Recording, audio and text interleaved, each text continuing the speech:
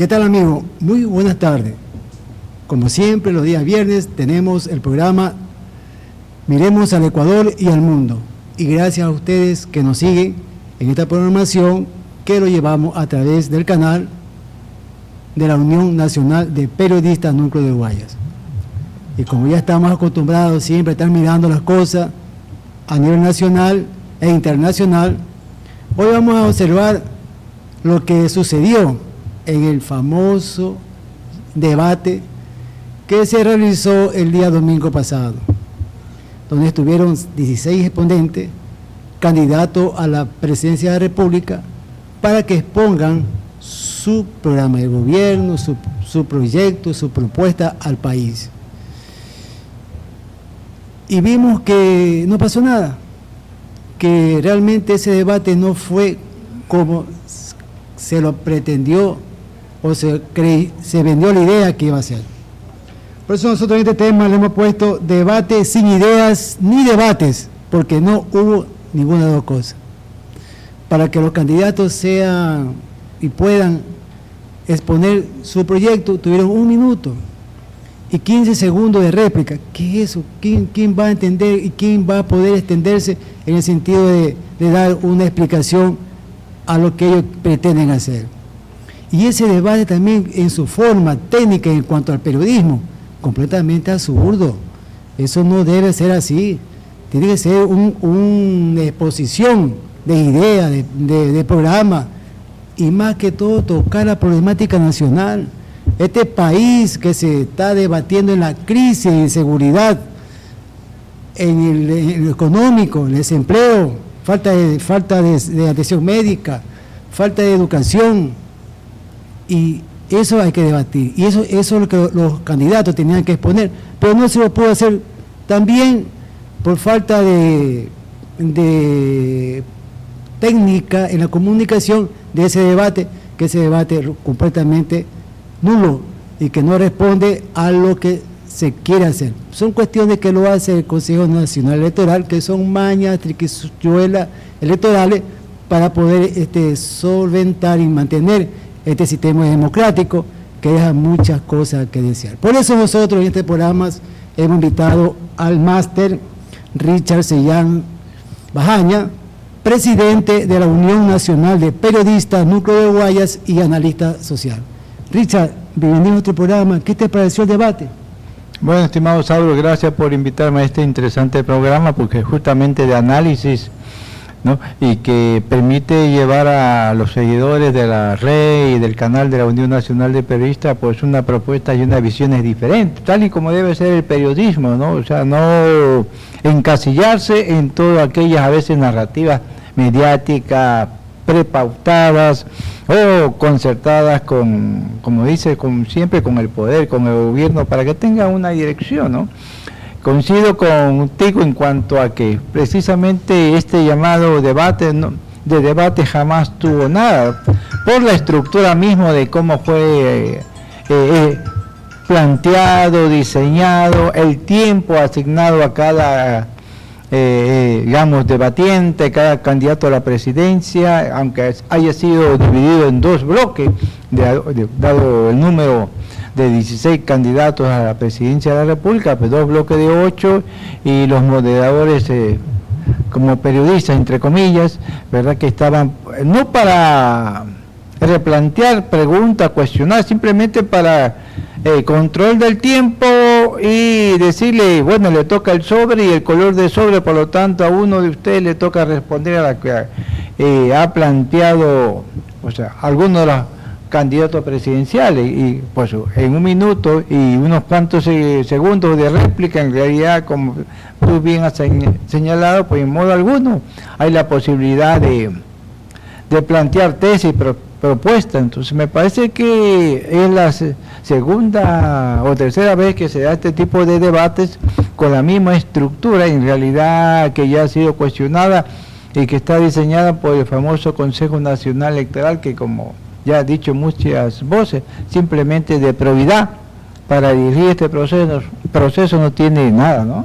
Richard, que tú te acabas de referir al Consejo Nacional Electoral, parece que no se toman las cosas con seriedad en este país, porque quien debería elaborar las preguntas a los candidatos en torno a la problemática nacional debe ser la academia, ¿no? En campo social, económico, y en el campo periodístico.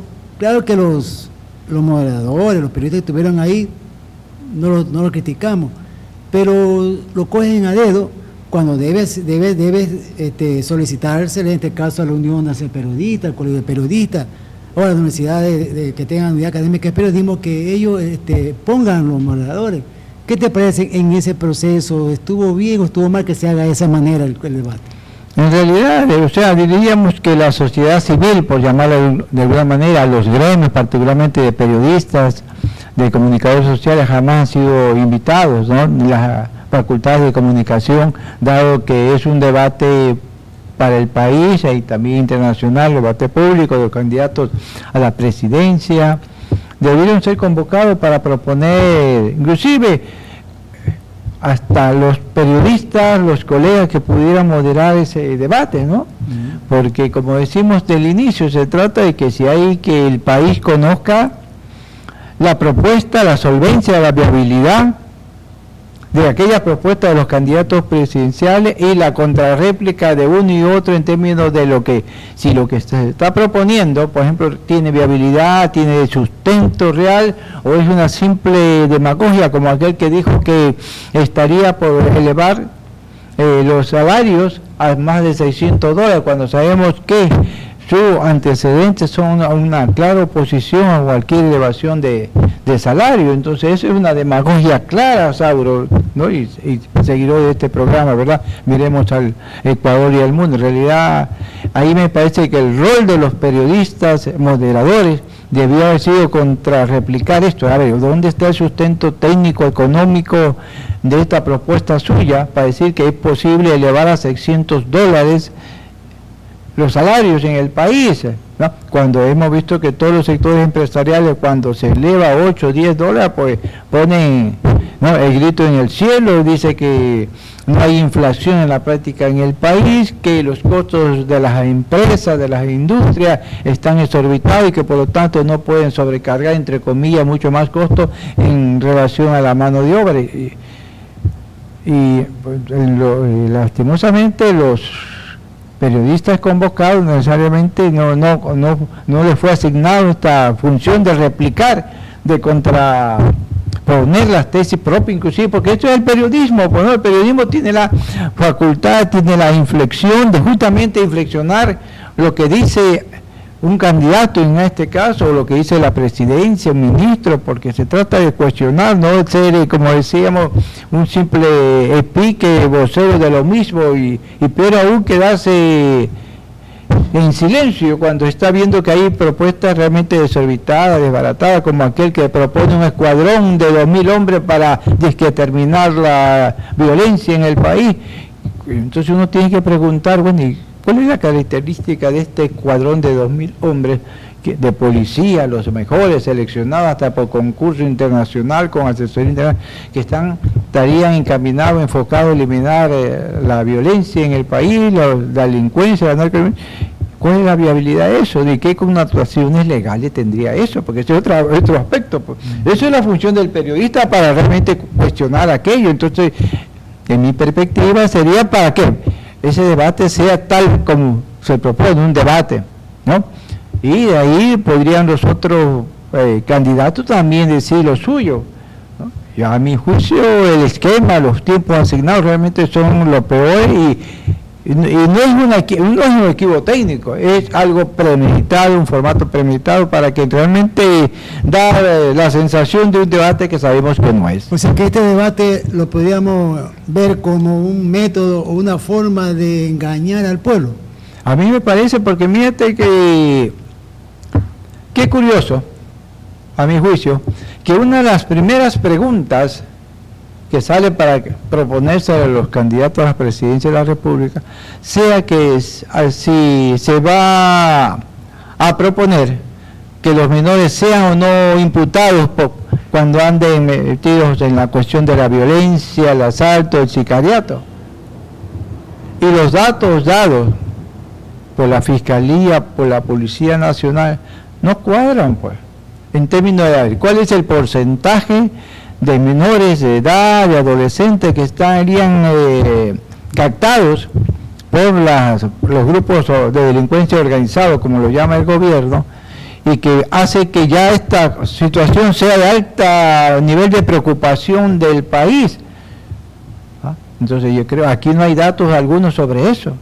Si de cada grupo delincuente hay el 40, el 60%, entre comillas, que son integrados por menores de edad, adolescentes, entonces habría que preocuparse, pero resulta que nunca se aparece dato de las detenciones que se han podido ver, pues uno, a lo mucho, dos, pero el resto no, pues, pero no hay datos. Entonces, ¿cómo que tú propones ya hay que normar esto, hay que hacer imputables a los menores de edad, porque hasta actualmente no es, de acuerdo a la Constitución y al Código Orgánico Integral Penal, no hay? Pero ¿dónde está la data, como se dice ahora modernamente, técnicamente? ¿Dónde están los números, los cuadros? Que hay un alto nivel de participación de los niños, de los adolescentes en grupos delincuenciales, para ver si es una medida que la que están proponiendo es la acertada o otro tipo de situación en términos de políticas de inserción educativa, familiar, laboral para los padres, ¿no? Sistema de protección del Estado a la familia de manera integral, que son las propuestas, pero no decir vamos por un lado a crear un escuadrón de 2.000 hombres, hay que endurecer las penas, hay que enviar a los adolescentes, a los niños que andan en la cuestión de la violencia a la cárcel y penalizarlo y construir, si es que quieren, dice, modernos penales. Estamos creando potenciales psicópatas, ¿no? Richard, dentro de ese marco del debate del engaño, ya aparecen las encuestadoras y también los movimientos y partidos políticos que algún candidato ya lo dan por ganador del debate. ¿Qué tu visión le da a eso? Bueno, realmente a veces hay que confiar y desconfiar a la vez de ciertas encuestadoras, ¿no? Y sí, dada la característica del debate, de la exposición, de alguna manera pública de cada candidato, que cuidó el formato, cuidó de alguna manera su nicho electoral, que ya lo tiene, el caso del presidente candidato Daniel Noboa, de la candidata de la Revolución Ciudadana, Luisa González, que estuvieron un poco más moderados, pasivos, en términos de sus exposiciones, pues de pronto tuvieron en lo que ellos aspiraban, ni ganar ni perder voto, ¿no? Y los otros, pues que salvo ciertas figuras, por ejemplo, como Jorge Escala, que fue más incisivo, no, más cuestionante de lo que viene haciendo hoy el presidente y candidato Daniel Noboa, el resto de alguna u otra manera se mostró un poco más bien, ¿cómo se dice? Suave, ¿no? De alguna manera Tabachi, por ejemplo, candidato que cuestionó al presidente respecto de los niños de las Malvinas, ¿verdad? Que fueron en situación forzada por parte de una patrulla militar de la FARC y luego encontrados muertos e incinerados, que constituyó realmente una conmoción nacional y constituye aún así por la reacción del Estado, en vez de buscar protección, transparencia, pues simplemente pretendieron, y lo han hecho hasta ahora, inclusive estigmatizar a esta criatura. Pero a veces ese tipo de cosas es simplemente oportunismo político por quien lo plantea, pues, ¿no? Porque no es una persona que ha estado en el activismo social para decir que está defendiendo derechos, ¿no? Entonces simplemente decir con esto me constituye un hándicap, un puntal para posicionarme. Entonces no hay un cuestionamiento sincero respecto de eso.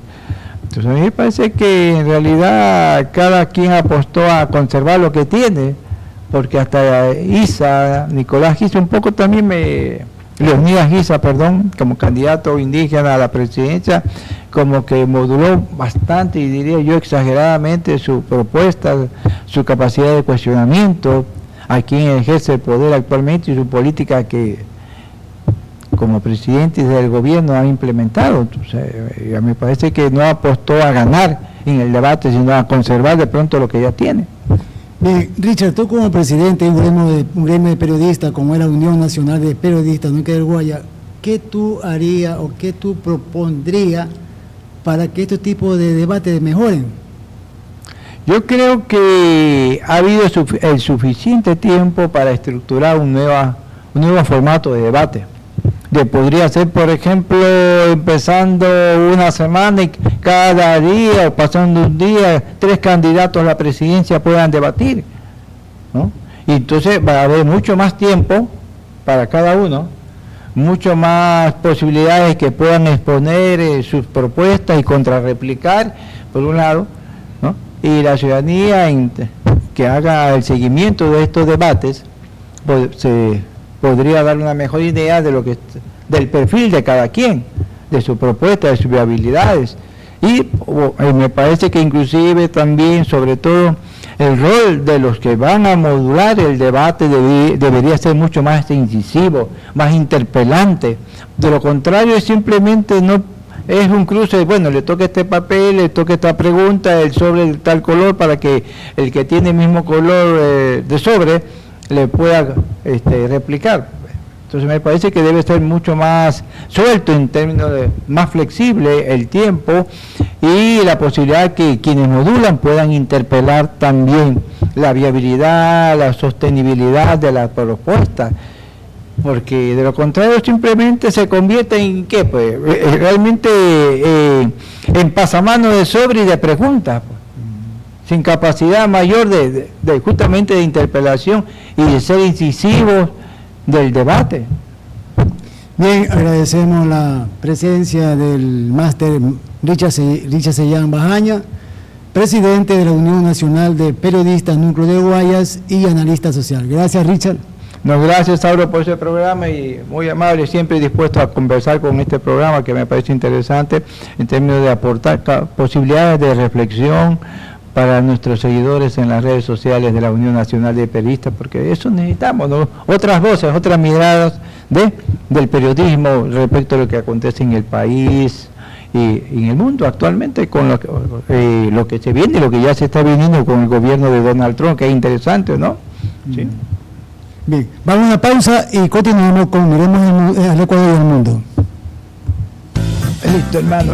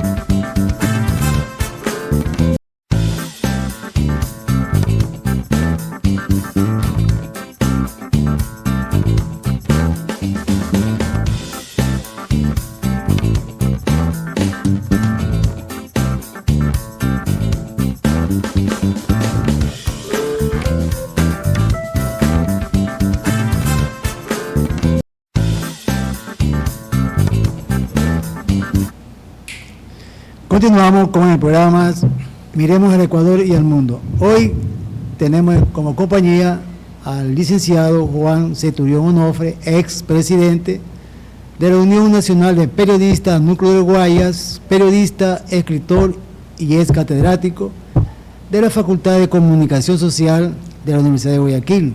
Y vamos a continuar hablando sobre el debate que ya nos referimos, en el cual lo realizó el domingo pasado, un debate que no tuvo ni idea ni debate, porque ahí no se vio nada de eso.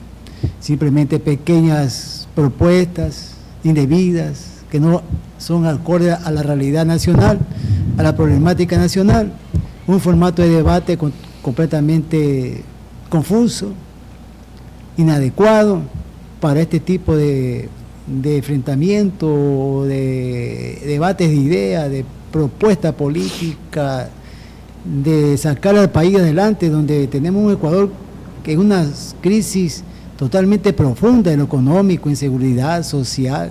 Aquí hay falta de empleo, no hay atención médica, no hay educación falta. Entonces eso es lo que debe debatirse. Esas son las propuestas que el pueblo tenía que escuchar y que había que hacer esa pregunta.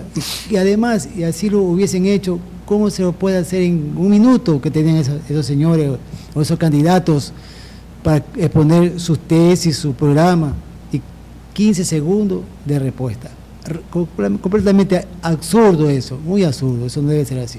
Por eso vamos a conversar con Juan, un analista social, político, además de periodista, que conoce el medio de nuestro país, que conoce la problemática social del país, que así debe ser. El periodismo debe conocer lo que sucede en el país para poder inclusive orientar a la ciudadanía y al pueblo.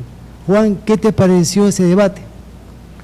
Bien, yo creo que estoy de acuerdo con la descripción que le has hecho de cómo se desarrolló el debate. En realidad, ahí no hubieron debate, ahí hubieron como preguntas como colegiales. Tiene 3 minutos para responder, 3 minutos, 30 segundos, 20 segundos para responder, y el candidato a presidente tenía que responder como que si fuera un examen a unos muchachos, a unos escolares. Eso no es debate.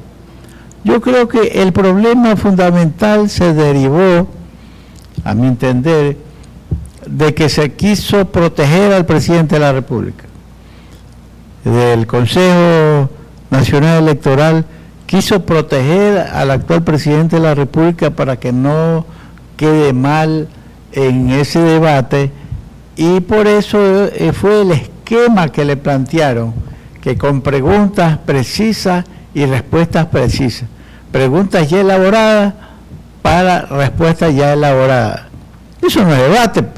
Si las preguntas ya están elaboradas, ¿qué debate puede haber? Entonces, eso por un lado, ¿no? Eso es lo que yo veo, que en el fondo lo que se trató es de que la figura del presidente de la República, que como todos sabemos, pues el puesto le queda grande, y no querían que esto trascienda, que le queda grande el puesto y que cualquiera de los candidatos les haga preguntas que lo haga quedar mal. Y el único que más o menos estuvo a la altura fue Jorge Escala, que le formuló algunas preguntas, le dijo algunas verdades, pero él no trascendía precisamente por el esquema que organizaron, los organizadores hicieron, que respuestas brevísimas. Además hay otra cosa. Yo creo que el Consejo Nacional Electoral viene fallando en la organización de estos debates o de estos esquemas. ¿Por cuál es?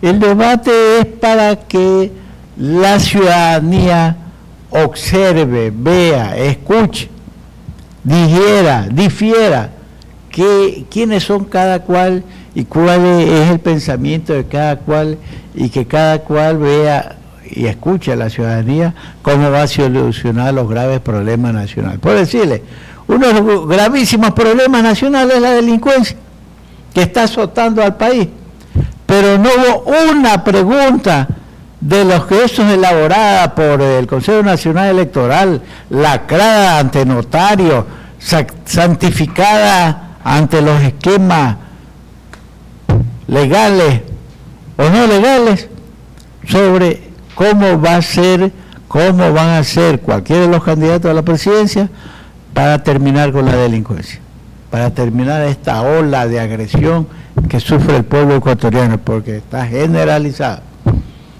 No hubo ninguna pregunta, como que si al Consejo Nacional Electoral no les importó ese, o a los que elaboraron la pregunta, no les importó ese tema, cuando eso es lo gravísimo, porque de pronto hasta el problema económico la ciudadanía puede pasar, porque ya nos tienen acostumbrados al hambre, al desempleo, a la falta de medicinas en los hospitales, todas estas bandas corruptas que se han turnado en el poder, pero a la delincuencia, ahora, según informaciones que sale por las redes sociales, ya en los barrios periféricos de pobres, van de casa en casa a decirles que tiene que contribuir con tanta cantidad para las extorsiones, la vacuna, y sin embargo eso ya está desbordado, y sin embargo para el Consejo Nacional Electoral, que lo va a hacer ganar al actual presidente, para ellos no les importó eso, ninguna pregunta, no hubo ninguna pregunta al respecto. Entonces, estimo que el Consejo Nacional Electoral, organizador de esta estupidez que se llamó debate, además ponen de moderadores, de preguntones a estrellas de televisión, que regularmente nosotros como periodistas sabemos que no son estrellas, que son estrellados, que desde luego sí, algunas chicas tienen cara bonita, pero son, como dice la canción, talento de televisión nada más. Pero eso es la figura, ¿no? Entonces los organizadores del Consejo Nacional Electoral ponen una figura bonita, conocida en la televisión, en tal o cual canal, lo ponen ahí, pero de mente no tiene nada, pues. Entonces por eso es que le dan las preguntas hechas, para que ellas lean nomás las estupideces que formuló el Consejo Electoral, pues. Pero fuera mejor que este caso que de los temas, para las preguntas, debe ser la academia, en el campo de la seguridad, de la economía, en el campo de la política, en el campo de lo social, debe ser la academia. Y en cuanto a los moderadores, sería que el Consejo Electoral pida a los organismos de comunicación, como la UNEP, como el colegio, con tantos organismos que hay de organizaciones gremiales de periodistas, para que ellos elijan a los periodistas que puedan ir a ese debate y se ve más democrático, y gente más talentosa, y también periodistas que conocen la realidad nacional, la problemática nacional, porque los periodistas, como tú acabas de indicar, no conocen o desconocen lo que pasa en el país, pero sí hay gente con criterio, con elementos intelectuales, con elementos académicos, que sí pueden sostener una orientación como periodista, como moderador a un debate. Estoy absolutamente de acuerdo, efectivamente, estoy absolutamente de acuerdo. El Consejo Nacional Electoral, si quería hacer un buen debate, lo correcto es que se dirija a los colegios de periodistas, o al Colegio de Periodistas de Pichincha, donde sea, a la Unión Nacional de Periodistas, y para que de alguna manera le envíen una lista de periodistas que el Colegio de Periodistas, la Unión Nacional de Periodistas, considere, de entre sus asociados, considere aptos para eso. No 1, 5, 6 o 10, y que el Consejo Nacional Electoral escoja entre sí. Pero no, el Consejo Electoral viene y designó a dedo, quién sabe por qué, por compadrazgo, por amistad, por parentesco, a un par de señores que lo que hacían es leer. Bueno, de pronto leer, ese era el esquema, ellos no tienen la culpa, ese par de periodistas ahí, pero tampoco tenían el talento para poder y hacerle salirse el esquema y hacer las preguntas que debían hacer. Insisto, a mi entender, todo estuvo organizado para proteger al presidente de la República en ese supuesto debate, para protegerlo, para que no quede mal, para que no lo hagan leña, porque además de 16 candidatos, creo que de 16 candidatos, por decirle 10 son chimbadores, a 10 le están pagando la campaña, los que orquestan el control del poder político que se viene arrastrando el país desde hace 100 años. Desde hace 100 años o más vienen grupos oligárquicos, plutocráticos, y son los que manejan la designación de presidentes para poner a agentes de ellos, agentes que no les vaya a hacer problema en su corrupción, en sus actos corruptos, o en sus negocios, porque tienen al Estado como apoyador a sus negocios particulares, y por eso que el pueblo está abandonado. Cada 4 años dicen que es la fiesta democrática, donde el pueblo se va a expresar a través de las urnas para elegir a los mandatarios. Pero en la práctica vemos que no hay democracia, porque ni en un debate hay democracia. Entonces, ¿en este país hay democracia, Juan? No, pues, a ver, en este país hay una dictadura de la plutocracia, una dictadura llamada democracia, porque el hecho de que nos mandan a votar cada 4 años no quiere decir que eso es democrático, eso no es democrático.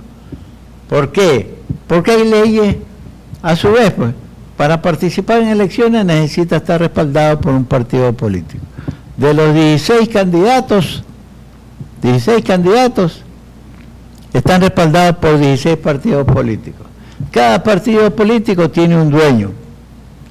Entonces, el dueño designa quién va de candidato a presidente, vicepresidente, la lista de asambleístas, la lista de lo que sea. Es el dueño del partido. Entonces, cada dueño del partido político designa un candidato a presidente de la República, y son 16 candidatos, y los ecuatorianos, los 18 millones, 14 millones de electores, tenemos que votar porque los dueños de los partidos políticos ya han designado a 16. Entonces, ¿qué democracia es? Entonces, y de los 16 hay la manipulación para siempre elegir al más servil de las oligarquías, o a un oligarca puro, como el que tenemos actualmente, o a un banquero puro, como era Guillermo Lasso, o a un servil de las oligarquías, como fue Lenín Moreno, y a otro servil, como fue el otro, que es igual, y así por la historia y la historia, amén, como se dice. Este país ha estado gobernando por las oligarquías, por la plutocracia, por la gente enriquecida que no pasan del 1% de las familias ecuatorianas, que son los que nos dominan, que ellos tienen el negocio particular del Estado, y que además también nos roban, porque encima nos roban la esperanza. Y entonces eso es una dictadura. ¿Qué democracia? Aquí no hay ninguna democracia. Nos obligan a ir a votar cuando la Constitución dice que el ejercicio del voto es un derecho del pueblo. Si es derecho, no me pueden obligar a votar. Sin embargo, nos obligan a votar. Y no solamente eso, sino que nos ponen una multa si no vamos. Entonces, si es obligación, si es un derecho, no es obligación. Y si es obligación, ya no es un derecho. Entonces, ¿por qué nos cobran multa por no ir a votar? No, yo no entiendo realmente qué es lo que esta gente, estos mafiosos que han hecho este país y que lo siguen manejando, no sabemos hasta cuándo. Pero esto tendrá su fin. Habría que analizar las leyes en este país, analizar la Constitución, si está respondiendo con los derechos del pueblo y del país. Y fíjate, tenemos una asamblea que se va a elegir nuevos asambleístas. Hay una serie de candidatos que no se lo conoce. En su mayoría son talentos de televisión, son un poco de cosas, pero no son gente que están preparada para ir a una asamblea, a desempeñar su papel de legislador. Entonces, esa asamblea también había que cambiar la Constitución. ¿Qué hay que hacer para que este país mejore, Juan? Bueno, como digo, cualquier candidato a presidente, y en este famoso debate debió habérsele preguntado, debe solucionar el problema de la delincuencia. Eso es urgente. Como digo, los delincuentes ya no solamente van a los barrios los ricos ni a los grandes negocios, sino en los barrios pobres, que a casitas de caña por ahí le cobran $5 diarios o $1 a la semana, y les tienen que dar porque si no van y le queman la casa, o quién le hace quién sabe qué tontería. Pero sin embargo, ahí en el debate no se dijo nada, ni media palabra, como que si eso no vale, cuando eso es una de las prioridades. Entonces, aquí en realidad, ¿cómo se puede llegar al poder? Pues, si se te piden que tengas un partido político, ¿cuánto no te cuesta tener un partido político? Armado y legalizado. Pero además, las bandas que controlan el país controlan el Consejo Electoral, entonces tú vas con las firmas, te desconocen la firma. Entonces te ponen obstáculos para que no, sabiendo que eres un partido que no recibes dinero de las oligarquías, como la mayoría, entonces no te lo reconocen. Entonces, ¿cómo puedes participar si necesitas un partido político? Además, la campaña electoral cuesta miles de millones. Eso no es. Una campaña política, lo más pobre, 3.000, 4.000, $4 millones. $3 millones, como barato. ¿De dónde se va a sacar esa cantidad de plata? Y además, que todo está condicionado, porque las campañas electorales son un condicionamiento estratégico, que se sabe que las masas votan por tal o cual candidato, si tal o cual candidato reúne tales o cuales condiciones. Entonces, los medios de comunicación le fabrican esas condiciones a los candidatos de las oligarquías.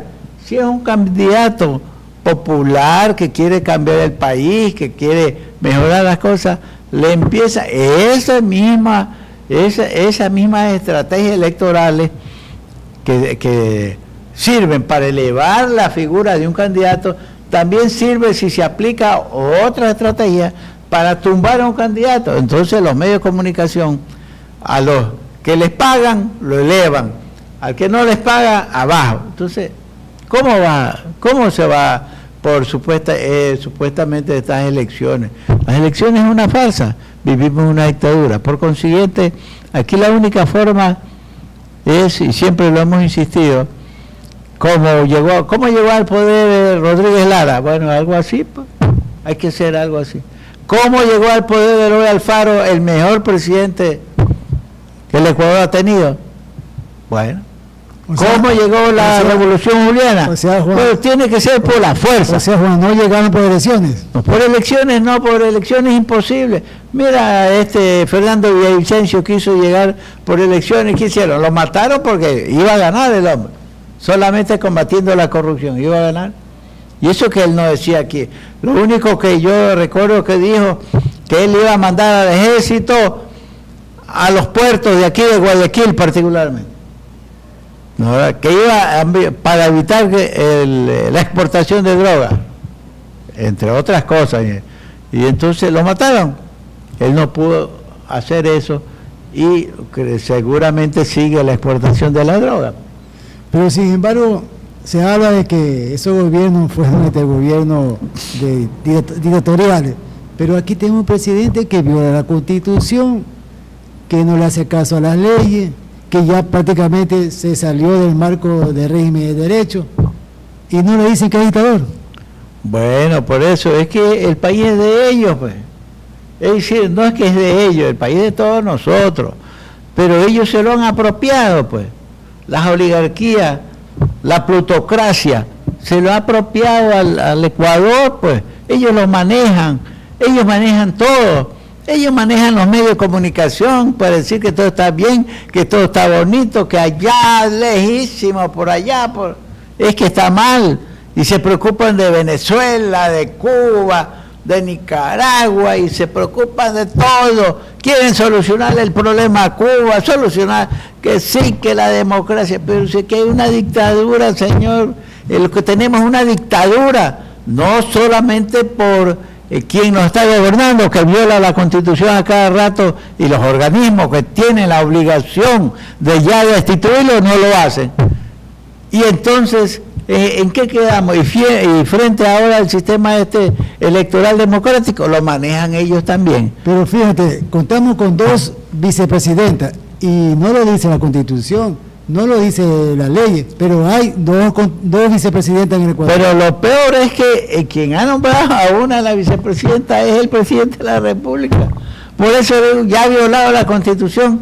Y dígame usted que hoy creo que escuché una información que creo que el Consejo Nacional el Consejo Nacional Constitucional dijo que no podía actuar contra el presidente de la República en una demanda que le ha presentado Verónica Abaco, que no podía actuar. Claro, porque no podía, porque ellos ya tienen en el hocico tienen un espadadrapo de oro. Eso es todo.